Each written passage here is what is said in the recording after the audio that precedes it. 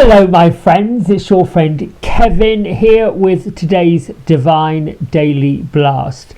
Listen, I hope you're well, I hope you are well intended, I hope all of your manifestation ideas and things are beginning to line up for you. And thank you to those of you who leave comments.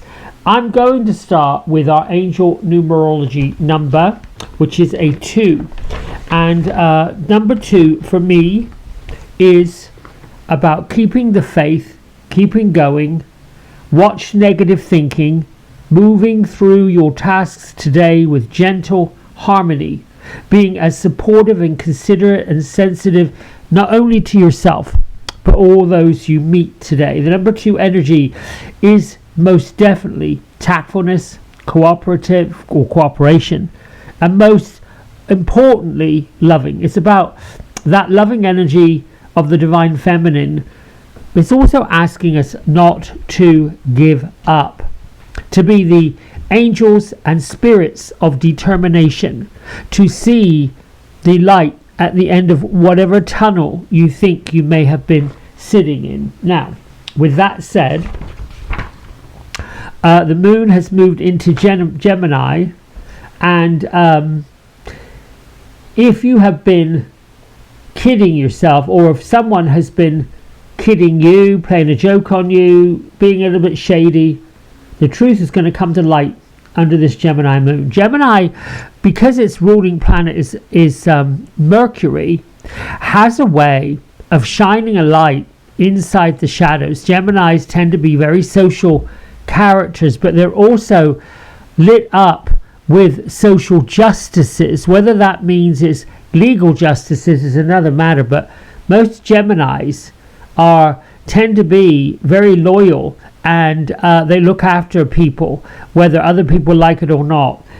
So allow for a little bit of confusion today, and if you do get confused and caught up in the hubbub of what in the world, just let all that stuff pass by. Try not to jump into it. Now, my isms, I've got 2 today because we have 2 angel messages that just flew out of the deck as I was shuffling.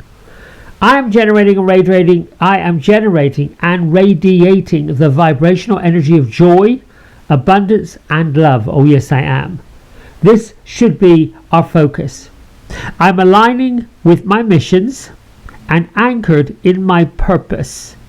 Your mission is where your heart is, where your desires are, what you're wanting, what you're lifting up to, not, who can I get today, which we talked about that yesterday. Comparison's the thief of joy. You are unique the way you are confident the way you are. Let your light shine bright no matter where that is. Here we have, I'm going to start with the first one, which is a message from our guardian angels. Remember to call upon us for assistance every day. We are always ready to lend a hand, a helping hand. You just need to ask. We have to invite our guardian angels in, and I love to say thank you that they show up. There is always a divine solution to every challenge.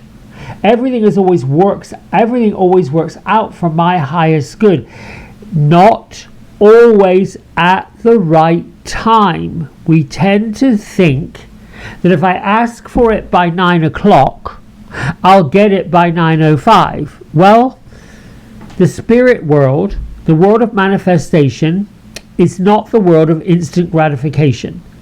There are many parts and particles of manifestation, magic, miracles that need to line up in order for these things to take place. I normally start anything I'm looking for with a thank you. Guardian angels and archangels and all those ascended ones that are responsible for helping me attain this, and say whatever it is, or something even greater for my highest good, ensuring that it will also benefit as many others as possible. And then whoop, off you go, let it go. You give it, it's like passing a ball. You don't play ball where you pass the ball to somebody else and say, oh no, wait a minute, give me that ball back, or you didn't catch it quick enough. You need to be ready. Da, da, da, da, da, da, da, da, da. I mean, we tend to do that. Why isn't it happening? I asked for it 3 months ago and it still hasn't got here. Well, you know, our spiritual guides and angels are not like mailmen. They do. They have a different sorting office. Let's go in with a manifesting angels, because I thought this was quite interesting. Call upon us to release your fears and open your mind to all miracles waiting to happen in your life. I release my resistance to change. I'm excited for the miracles that await me. I release my resistance to change. So sometimes when we're wanting to manifest, we get caught up in the how and the why and what it looks like and who's going to bring it. That confuses those on the other side that are bound and determined to help us get what we want. Now this week is really all about finding truth, staying the course, and working with our internal soul desires. We have a dark moon coming up, I think tomorrow, because the new moon is on Wednesday. And in the dark moon, not that much planetary action is going on. However, it is a lovely deep reflection time. All week long we have the holy amethyst, also known as amethyst, the divine feminine energy of Saint Germain, works with the violet flame, and as you see, getting on with our heart's desire. Her activation message is, I am a light of hope in the world. And she reminds us that we have the light, we have the love, we have what it takes, and it's being awakened. It's being turned on, switched on, lifted up with all the work we're doing. Lady Portia, they may as well be sisters, these two. Overcoming limitations, karmic release, let go of the need to be right. Goes back to, once you declare it, it has to be for the highest good of all concerned. Gertrude, Beatrice, they are hubble, bubble, toil and trouble. They're in the middle of their some kind of ceremony. They're making something, a big pot of something. A bit like a witchy brew, but not the dark witchy brew. It's sort of like poultice, medicine. Because the flowers in their forests are all in bloom, they are using their essences. Beatrice is saying she's using the warm water, the heat from the sun, and a few little coals underneath to heat these flowers so that she can skim off the oil that comes from them when these flowers kind of like, not right when they're done. Well, actually there's a lot of leaves here, and she said she's using them as medicine. They use them as medicine, fertilizer. They're saying renewable energy. They're having fun, whatever they're doing, harvesting flowers and plants for healing. All right, well, thank you. Let's see what their message is. Oh, this comes from angels and ancestors. I'm just going to fan them out and pull a card.